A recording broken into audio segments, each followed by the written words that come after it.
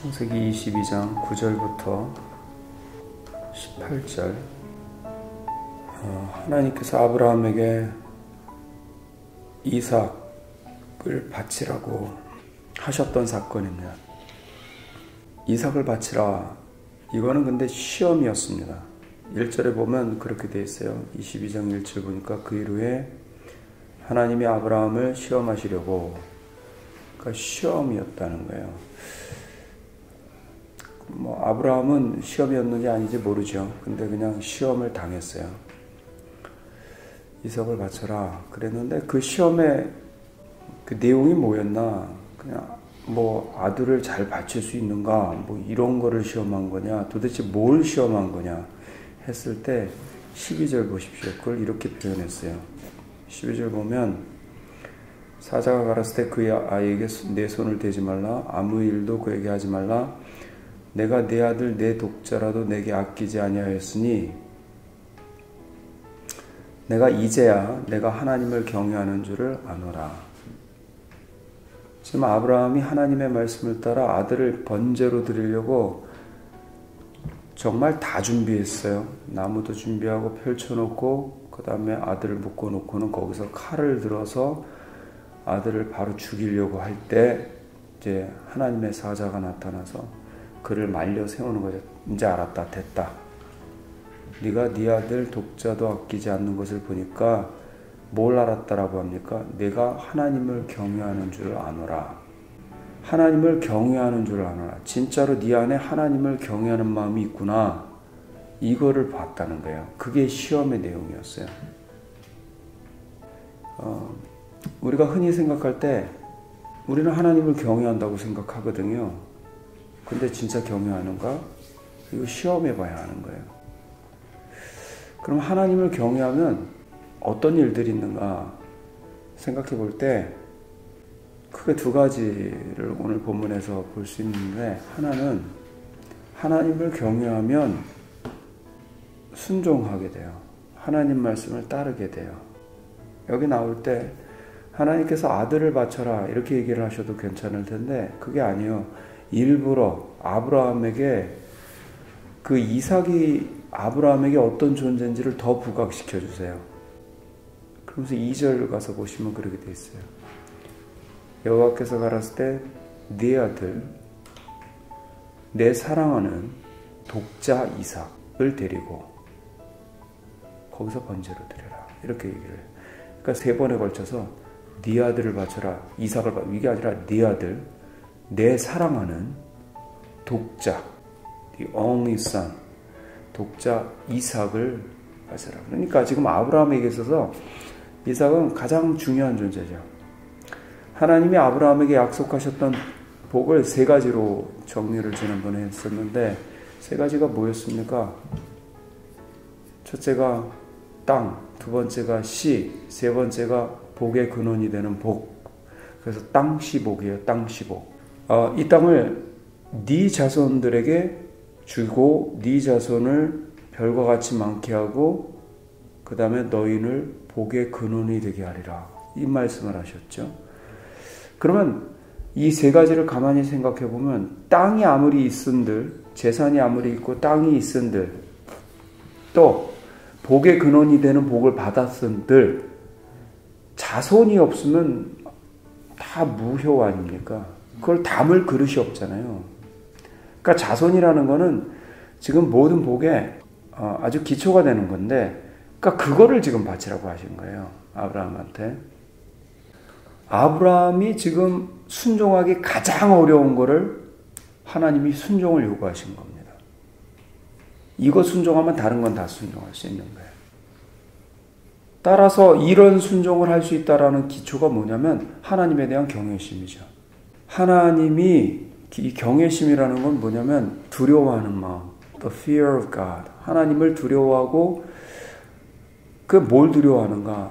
히브리서에 보면 죽였었더라도 그를 다시 살리실 것을 믿었다라고 표현되어 있거든요. 그러니까 하나님이라는 분이 생사, 화복 모두를 주관하시는 분이라고 믿는 거예요.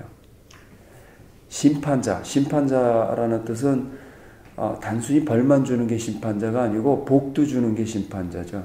아브라함은 그걸 다 믿었던 거죠. 그래서 순종의 기초가 됩니다. 경외심을 갖는 게 가장 중요한 게 이게 하나님 말씀에 대한 순종, 경외심이 없으면 순종이 안 돼요. 이스라엘 백성들이 모세의 인도함을 따라서 시내산 앞에 갔죠. 시내산 앞에 가서 모세가 율법을 받게 돼요. 율법을 받게 되는데 그 율법을 받을 때 하나님이 그 산에 강림하시는데 여러 초자연적인 현상들이 있었어요. 거기 보면 우레가 들리고 번개가 치고 산에 불이 붙은 것처럼 막 연기가 나고 진동이 있고 나팔 소리가 막 크게 들리고 난리가 난 거예요. 이 사람들이 그러니까 너무 놀라는 거예요. 야, 이거 뭐 하나님이라는 존재가 이렇게 무서운 존재였어? 이렇게 대단한 존재였어?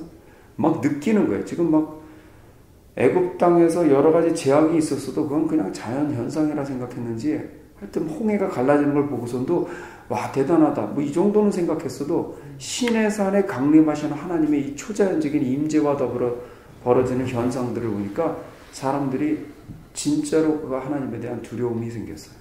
그 모세가 근데 거기에 대고 뭐라고 얘기합니까?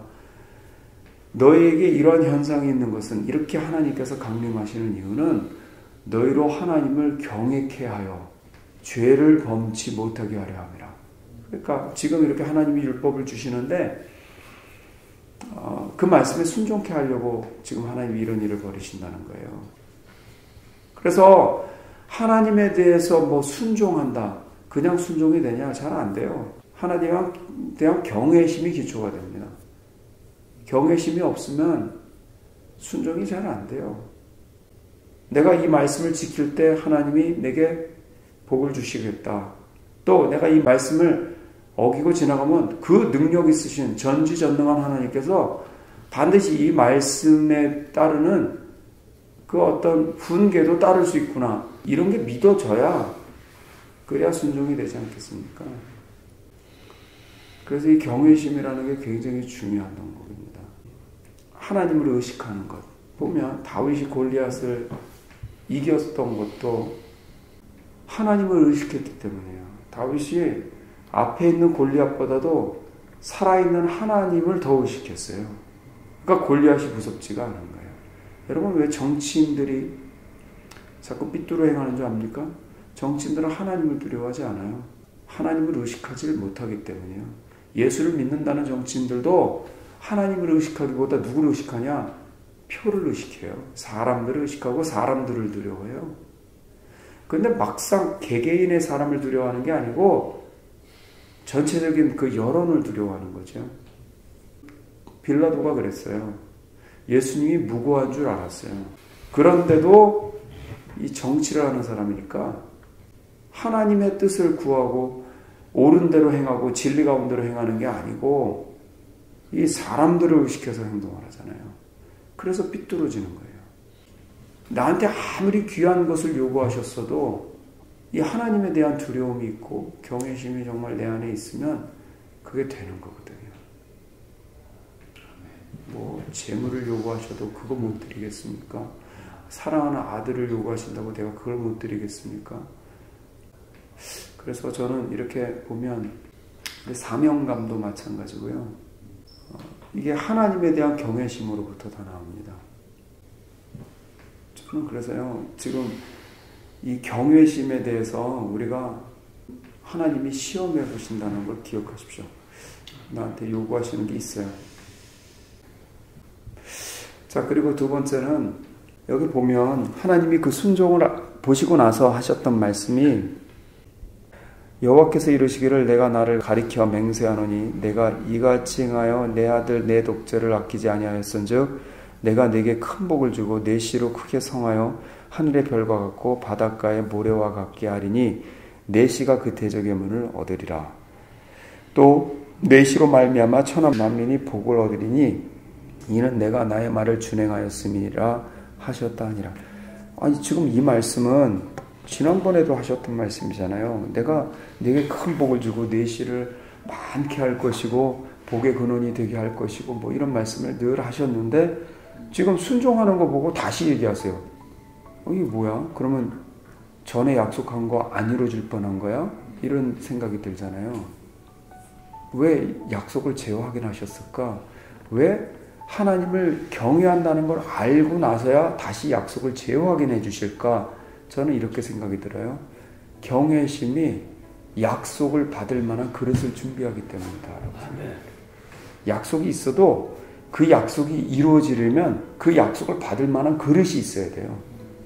이 그릇이 준비가 안 되면 약속을 주려고 해도 그 약속이 이루어지면 질 수도 없거니와 이루어지면 문제가 돼버린다는 뜻이죠. 예를 들어 경외심이 없어요. 하나님을 최우선적으로 생각하고 내가 모든 것도 하나님 앞에는 내가 바치겠다라는 마음이 있지 않는데 하나님이 쏟아부어주면 그 문제가 되지 않겠냐 말이에요. 예를 들어서 내가 재물의 주인을 하나님으로 여기고 재물을 하나님의 말씀대로 사용하는 그의 훈련이 잘 됐어요. 그래야 하나님이 재물을 부어주셔도 이 사람이 문제가 좀 덜하지 않겠어요? 재물이 많아지면 문제가 반드시 생기는데 철두철미하게 이론 한 장도 내 뜻대로 쓰지 않고 하나님 말씀대로 쓰는 게 훈련된 사람이어야 1억도 주고 100억도 주고 1조도 줘도 이 사람은 정말 하나님 뜻대로 돈을 관리하지 않겠냐 이 말이죠. 그런데 이론도 마음대로 쓰는 사람인데 나중에 그럼 이 사람한테 1조를 맡기면 1조 마음대로 쓰지 않겠어요? 그러면 그거가 그 사람한테 복이 되겠냐 말이에요. 복이 안 될 거 아니에요. 사울왕을 생각해 보십시오. 왕이 안 되었다면 더 좋았을 인물. 사울왕. 그 사람은 처음에 왕으로 발탁될 때 남들보다 출중했고요. 겸손하고 괜찮은 청년이었어요. 왕이 되면서 사람이 변질했고 변질하면서부터 하나님한테 버림받고 그리고선 마지막은 정말 비참한 최후를 맞았던 왕. 저는 그래서 우리가 복을 받는 것보다도 복을 받을 준비를 해야 된다고 생각을 하고요. 복을 받을 준비 중에 가장 중요한 게 뭐라고 생각하냐면 오늘 본문에 있는 것처럼 경외심이라고 생각을 해요. 경외심이 있어야 하나님 두려운 줄 알고 내 모든 것을 정말 말씀을 따라 하려고 하는 게 훈련이 돼야 그래야 복을 주셔도 주신다. 지위를 주셔도 지위가 의미가 있는 거고 사장이 되면 왜 이렇게 하나님 말씀은 다 뒷전입니까? 우선순위가 왜 이렇게 다 바뀌어 있습니까? 회사 운영이 1순위가 돼버립니까? 왜 이렇게? 죽으면 죽으리다 이렇게 되질 않습니까? 그러면 사장을 안 하면 못하다 이 말이에요.